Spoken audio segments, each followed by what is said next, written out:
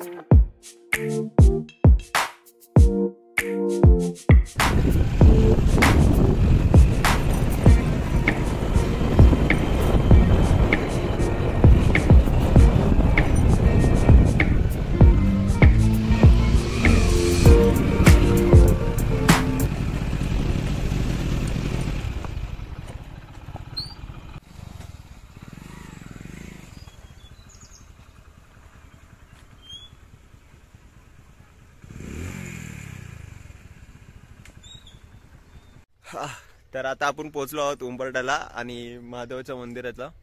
So खाली एक महादेवाचं मंदिर आहे आणि आता हा आपण छोटासा ट्रॅक आहे, जास्त नाही. वरती मूर्ती दिसत असेल, झाडामुळे लपलेली आहे. आणि या मंदिराचे वैशिष्ट्य आपल्याला पुढे गेल्यावर कळेल. सो बघू.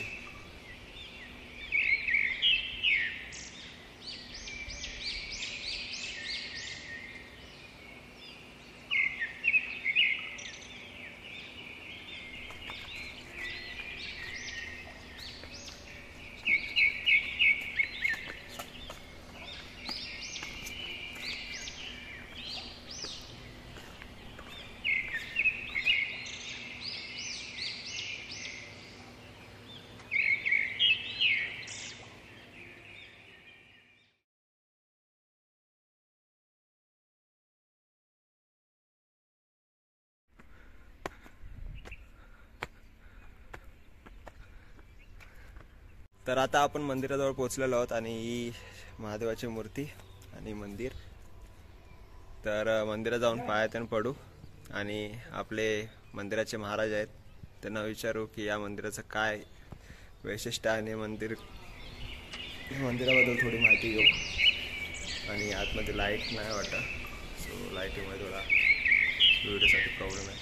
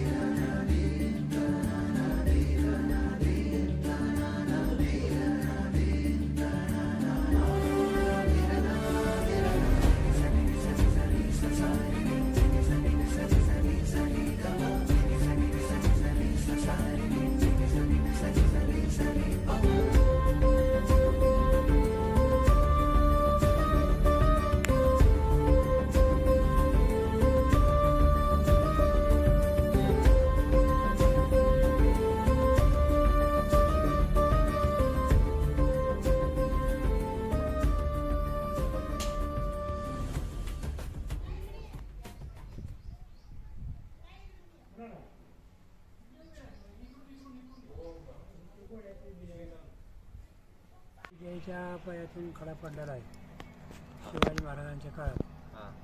वर्षाला घोभर वाढत जातो. आणि महाशिवरात्रीला श्रावण महिन्यात जास्त गर्दी असते.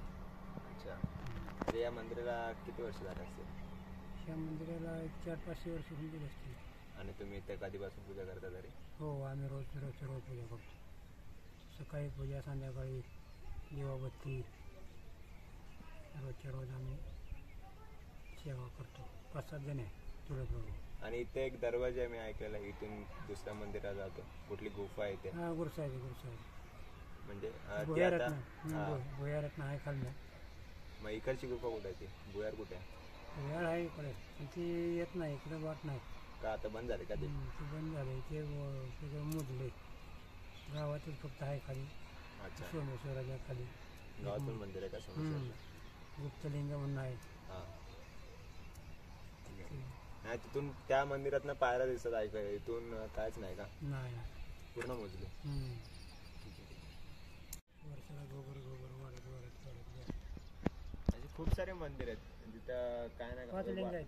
हां, गुरुसाहेब 5 लिंग आहेत. सोमलिंग, काय बोललात? 5 लिंग कोणते कोणते? सोमलिंग, हां, गुप्तलिंग, रामलिंग, ही 3 लिंग गावात आहेत. अच्छा. आणि इथं भावलिंग आणि आंबोड्याच्या आणि गुरसाच्या मध्ये एक आहे ती शिवलिंग. अशी 5 लिंग आहे ती गुरसाळ्यात. मग इथे आल्यावर सगळे करायलाच लागतात की इथे आल्यावर सगळे जवळजवळच ठिकाण आहेत? हो, नाही? हो. गावातलीच करून म्हणजे हे काय करते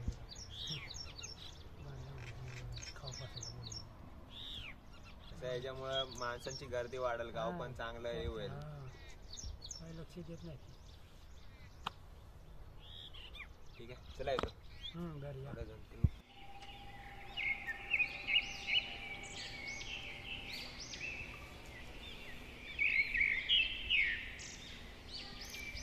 सो मंदिरातलं दर्शन झालेलं आहे आता, आणि आपण आता निघालो आहोत घरी. आणि तर आपण महाराजांसोबत बोललो.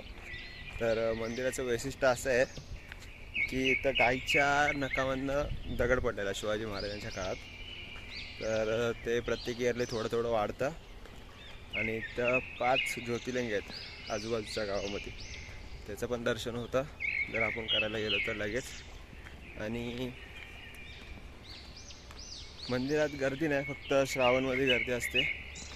अशा वेळी तुम्ही येऊन जाऊ शकता. पावसाळ्यामध्ये खूप भारी वाटतं इथं, हिरवेगार झाडं. तर श्रावणमध्ये महाशिवरात्रीला इथं मोठी पूजा असते. श्रावण सोमवारच्या 3ऱ्या सोमवारी तर खीर असते मोठी. आजूबाजूच्या गावामधनं माणसं ते नेतात. आणि जर तुम्ही नियर बाय वडूजच्या इथून जात असाल तर या मंदिराला व्हिजिट करा. आपले देवस्थानं थोडी